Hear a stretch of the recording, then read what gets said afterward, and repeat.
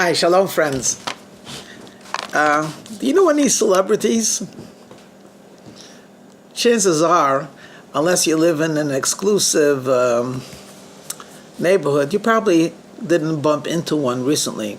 But if I asked you to maybe name a couple of celebrities, you think you'd come up maybe with 5, maybe more? Of course, I'm not telling you which celebrity. If you like sports, that would be a celebrity. If you like theater or Hollywood or whatever. Okay, I have another question for you. How many heroes do you know? Do you even know one hero? Now, why am I asking about celebrities and heroes? Well, because according to Rabbi Bleich, who did a study and did some research, he found out that most Americans have given up hope of ever meeting a hero. They know very little about heroes, but celebrities is a dime a dozen.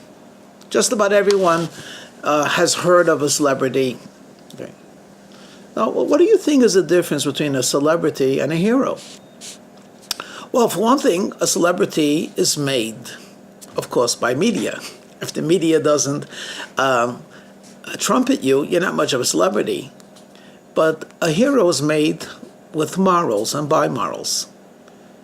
What does a celebrity create? Fashion. What does a hero create? Goodness. Chances are the closest thing you've come to a hero is a hero sandwich. And that's not even funny. So where are you going to meet your heroes? And why are heroes important? Well, heroes are important because they provide for us a living example of what a human being could be. And where will you find your heroes? Well, it doesn't only have to be in the battlefield.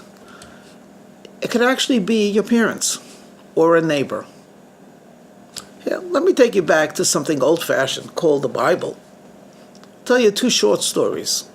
One short story is about a young man, 17 years old, very good-looking, who's essentially kidnapped from his house. And it's a sad story in a certain way because he was estranged from his family, and he lands up being a slave in ancient ancient Egypt. That's not a country known for its morality or goodness. And as a slave, you have absolutely no rights. So here he is, this young lad, a stranger, in the land of Egypt and a slave.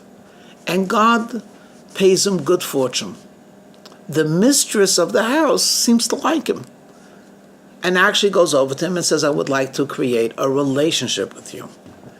You have everything to gain. Now, this doesn't say in the Bible, but you just read in between it.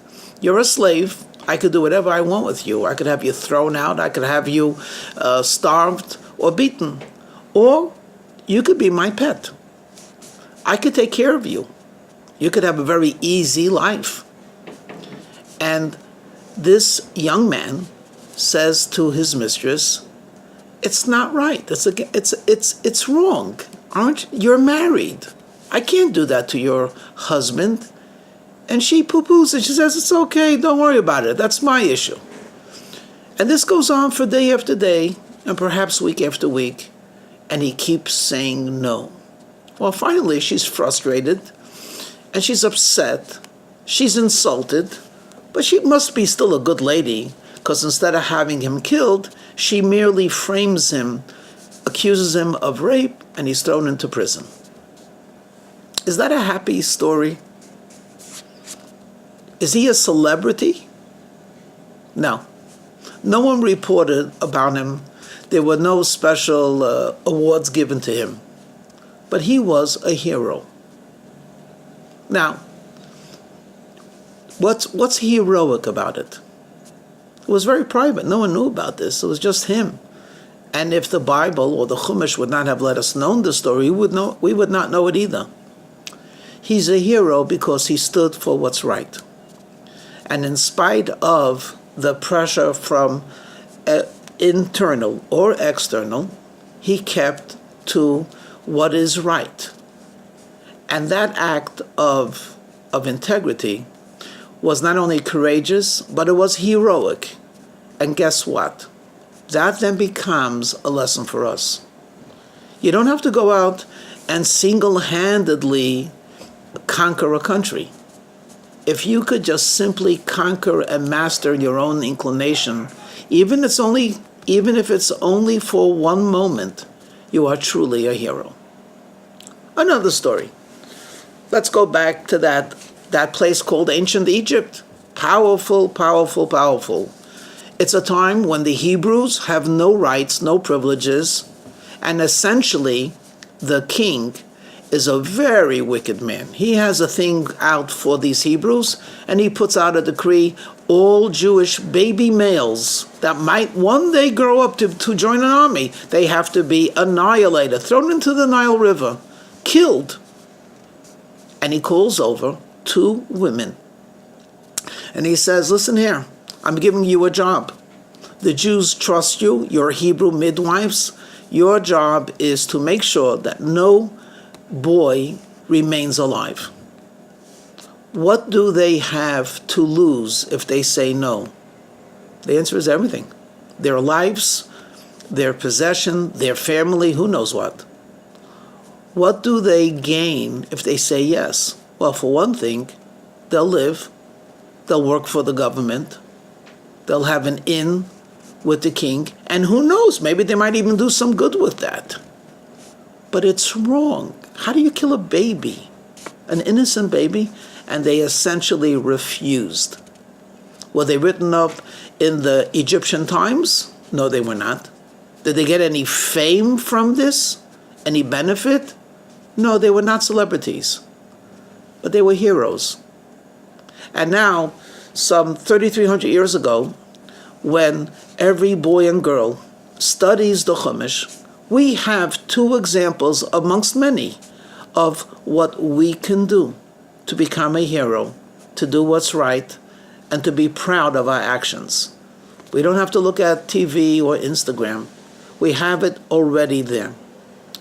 Which leads me to another thing. Celebrities are flawless in their looks. Somehow they're always right and perfect. Guess what? Heroes are human. They're not perfect. Heroes have flaws. Heroes have failings. Heroes can even make mistakes. And none of that diminishes their heroic actions. Because each moment of time is an opportunity to either choose a path of submission or a path of heroism. So friends, if you don't know any celebrities, I personally do not believe you're missing anything. But if you don't know any heroes, you better go out and find one. Find something to admire in your friends. Find something to admire in your parents. Find something to admire in your community and in your teachers. And most of all, find the strength within yourself to reveal that touch of heroism that each and every one of us has. Shalom.